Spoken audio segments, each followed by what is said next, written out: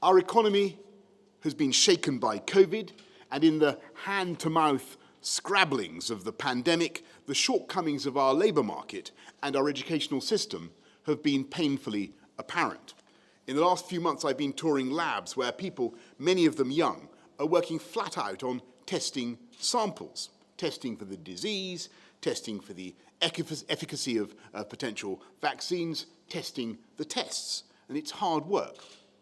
It requires endless patience and good hand-eye coordination.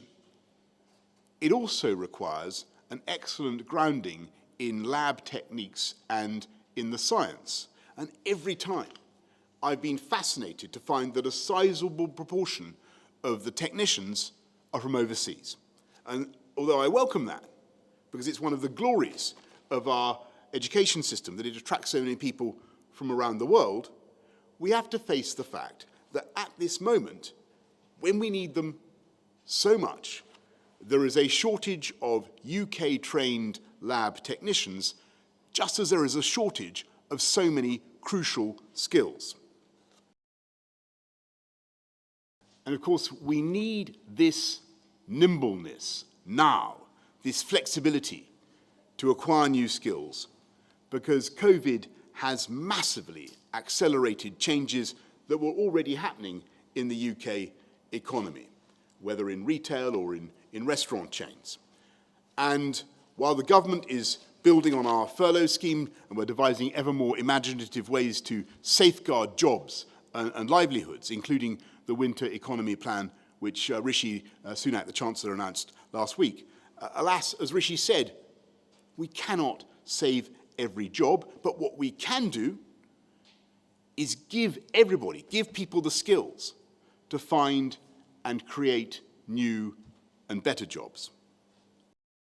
Of course, nobody wants to do these kinds of things. Nobody in their right mind wants to stop people singing and dancing in pubs or enjoying themselves in the normal way. But I'm afraid we're still we're no longer in the emergency of March, but we are still in a serious situation.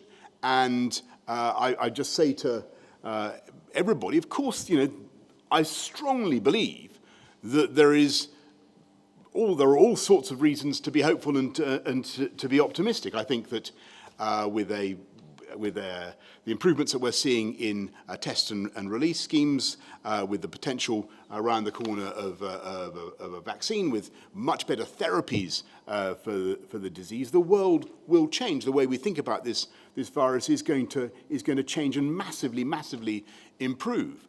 But for now, we have to work together. We have to follow the guidance, and I appreciate the characterization that you give of it, Mesa, but we've got it. If we all work together and get this thing down, get this virus down, then we can keep going with our strategy, keep education open, keep the economy moving, and work for the day, as I say, when I believe that those medical scientific improvements will truly deliver the long-term liberation that we need. But that is my own. I can certainly tell you, Nigel, I'm fitter than I was before. It may irritate you to know. I'm fitter as a butcher's dog. Thanks basically to losing weight. I hesitate to give anybody any advice, but losing weight is a very good thing to do when you reach 17 stone 6, as I did, at a height of about 5 feet 10. Probably a good idea to lose weight, and so that's what I've done. Feel much better.